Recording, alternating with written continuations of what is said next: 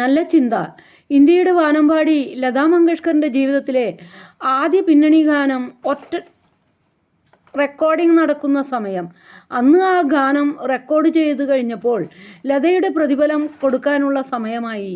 സിനിമയുടെ നിർമ്മാതാവ് ലതയുടെ കയ്യിലേക്ക് ഒരു ചെറിയ തുക വെച്ച് നീട്ടി. അത് വെറും ₹1 മാത്രമായിരുന്നു. ആദ്യത്തെ പ്രതിഫലമായതുകൊണ്ട് ലതയ്ക്ക് അത് വലിയ സന്തോഷം നൽകി. എന്നാൽ അന്നത്തെ സാമ്പത്തിക ബുദ്ധിമുട്ടുകൾ കാരണം ആ ₹1 പോലും ലതയ്ക്ക് അത്യന്താപേക്ഷിതമായിരുന്നു. എങ്കിലും നിർഭാഗ്യവശാൽ സാങ്കേതിക പ്രശ്നങ്ങളാൽ ആ സിനിമ റിലീസ് ചെയ്യാൻ കഴിഞ്ഞില്ല.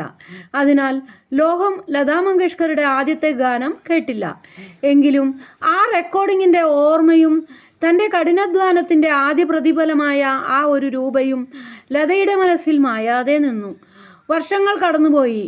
ലോകം മുഴുവൻ ലതാ മങ്കേഷ്കറുടെ മധുരമായ ശബ്ദം കേട്ട് വിസ്മയിച്ചു.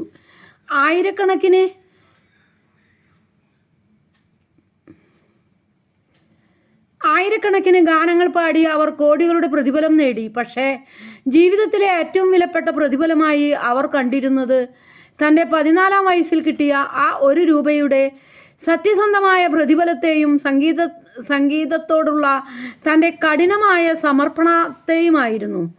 പിൽക്കാലത്ത് തൻ്റെ സംഗീത ജീവിതം ഓർത്തെടുക്കുമ്പോൾ ലത പലപ്പോഴും പറയുമായിരുന്നു, എൻ്റെ ജീവിതത്തിൽ എനിക്ക് കിട്ടിയ ഏറ്റവും വലിയ പാഠം ₹1 മൂല്യം എത്ര വലുതാണ് എന്നതായിരുന്നു. അത് എന്നെ കഠിനാധ്വാനം ചെയ്യാൻ പഠിപ്പിച്ചു. പ്രതിഫലത്തെക്കുറിച്ച് ചിന്തിക്കാതെയുള്ള കഠിനാധ്വാനത്തിൻ്റെ വിജയം തന്നെയാണ് പര്യവസാനം. രണ്ടാമത് ഒരു നല്ല ചിന്ത. മുംബൈയിലെ ശിവാജി പാർക്കിൽ ഒരു ചെറിയ പയ്യൻ ദിവസവും പരിശീലനത്തിനായി എത്തിയിരുന്നു. അവൻ്റെ കയ്യിലെ ബാറ്റ് അവനേക്കാൾ വലുതാണെന്ന് തോന്നും. മഴയോ വെയിലോ കാരണം അവൻ പരിശീലനം മുടക്കിയില്ല. ഒരു ദിവസം അവൻ്റെ ഗുരു അവൻ്റെ ഏകാഗ്രത പരീക്ഷിക്കാൻ ഒരു വിചിത്രമായ തന്ത്രം പ്രയോഗിച്ചു. സ്റ്റമ്പിന് മുകളിൽ ₹1 നാണയം വയ്ക്കും. അവനെ ഔട്ടാക്കാൻ കഴിയുന്ന ബോളർക്ക് ആ നാണയം സമ്മാനമായി ലഭിക്കും. എന്നാൽ ഒരു ദിവസം മുഴുവൻ ഔട്ടാകാതെ പിടിച്ചു നിന്നാൽ ആ നാണയം അവന് സ്വന്തമാകും. ആദ്യമൊക്കെ അവൻ പെട്ടെന്ന് ഔട്ടായി. നാണയങ്ങൾ മറ്റുള്ളവർ കൊണ്ടുപോയി. എങ്കിലും അവൻ തളർന്നില്ല. ഓരോ ഔട്ടാകലും അവനൊരു പാഠമായിരുന്നു. നാണയം നേടാൻ അവൻ കൂടുതൽ ശ്രദ്ധിച്ചു. കൂടുതൽ സമയം ക്രീസിൽ നിന്നു. ഏകാഗ്രതയും നിശ്ചയദാർഢ്യവും അവൻ്റെ മുഖമുദ്രയായി. ദിവസങ്ങൾ ആഴ്ചകളായി. മെല്ലെ മെല്ലെ ബോളർമാർക്ക് അവനെ ഔട്ടാക്കാൻ കഴിയാതായി. ഓരോ ദിവസവും പരിശീലനം അവസാനിക്കുമ്പോൾ ആ തിളങ്ങുന്ന ₹1 നാണയം അവൻ്റെ കയ്യിലെത്തി. അവൻ നേടിയത് വെറും നാണയങ്ങളായിരുന്നില്ല, ഏകാഗ്രതയുടെയും ക്ഷമയുടെയും പ്രതിഫലമായിരുന്നു അത്. വർഷങ്ങൾക്കിപ്പുറം ലോകം മുഴുവൻ അവനെ ക്രിക്കറ്റ് ഇതിഹാസമെന്ന് വിളിച്ചു.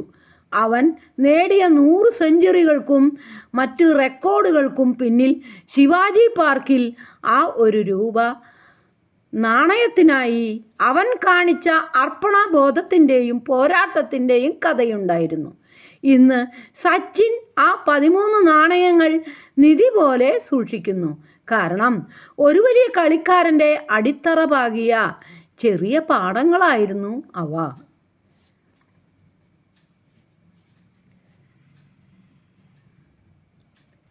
എന്താണെന്നറിയോ? തോറ്റുകൊടുക്കലാണ്. പ്രത്യേകിച്ച് ബന്ധങ്ങളിൽ. എല്ലാ മനുഷ്യർക്കും നമ്മൾ തോറ്റുകൊടുക്കേണ്ട കാര്യമൊന്നുമില്ല. പക്ഷെ നമുക്ക് ഏറ്റവും പ്രിയപ്പെട്ട മനുഷ്യർക്ക് തോറ്റുകൊടുക്കുക എന്ന് പറയുന്നത് ചില സമയങ്ങളിൽ ജയിക്കുന്നതിനേക്കാളും അന്തസ്സുള്ളൊരു കാര്യമാണ്.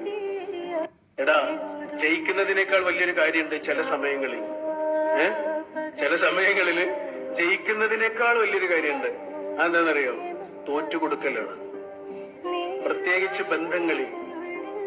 എല്ലാ മനുഷ്യർക്കും നമ്മൾ തോറ്റുകൊടുക്കേണ്ട കാര്യമൊന്നുമില്ല. പക്ഷെ നമുക്ക് ഏറ്റവും പ്രിയപ്പെട്ട മനുഷ്യർക്ക് തോറ്റുകൊടുക്കുക എന്ന് പറയുന്നത് ചില സമയങ്ങളിൽ ജയിക്കുന്നതിനേക്കാളും അന്തസ്സുള്ളൊരു കാര്യമാണ്. എടാ,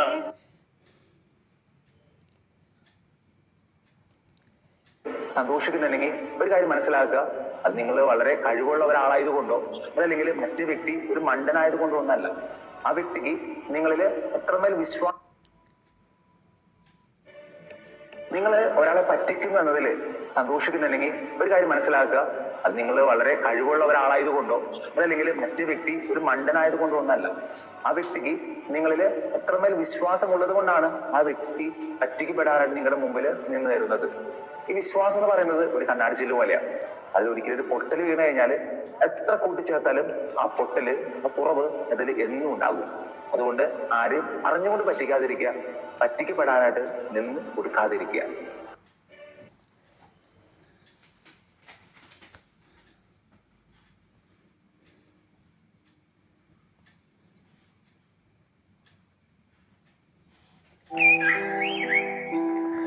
ആലോചിച്ചുറയ്ക്കാതെ രണ്ടുപേർ ഒരുമിച്ച് യാത്ര തിരിക്കുമോ? ഇരയെ കാണാതെ വനത്തിൽ സിംഹം ഗർജിക്കുമോ? എന്തിനെയെങ്കിലും പിടിയിലൊതുക്കാതെ സിംഹക്കുട്ടി ഗുഹയിൽ നിന്ന് അലറുമോ? കെണിയൊരുക്കാതെ പക്ഷി കെണിയിൽപ്പെടുമോ? ഒന്നും കുടുങ്ങാതെ കെണി വീഴുമോ? പട്ടണത്തിൽ കാഹളധ്വനി കേട്ടാൽ ജനങ്ങൾ ഭയപ്പെടാതിരിക്കുമോ? കർത്താവ് അയക്കാതെ പട്ടണത്തിൽ അനർത്ഥം ഉണ്ടാകുമോ? ദൈവമായ കർത്താവ് തന്റെ ദാസരായ പ്രവാചകന്മാർക്ക് തന്റെ രഹസ്യങ്ങൾ വെളിപ്പെടുത്താതെ ഒന്നും ചെയ്യുന്നില്ല. സിംഹം ഗർജിച്ചു, ആരാണ് ഭയപ്പെടാതിരിക്കുക? ദൈവമായ കർത്താവ് സംസാരിച്ചു, ആർക്ക് പ്രവചിക്കാതിരിക്കാൻ കഴിയും?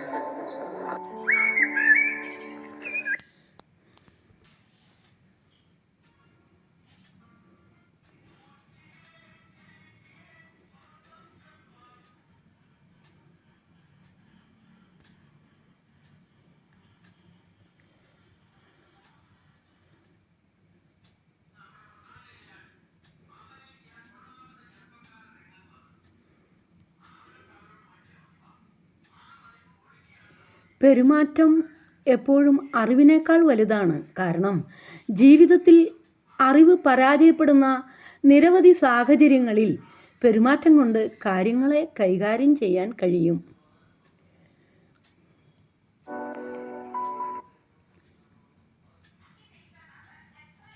എല്ലാവർക്കും ഗുഡ് നൈറ്റ് പ്രാർത്ഥനയോടെ.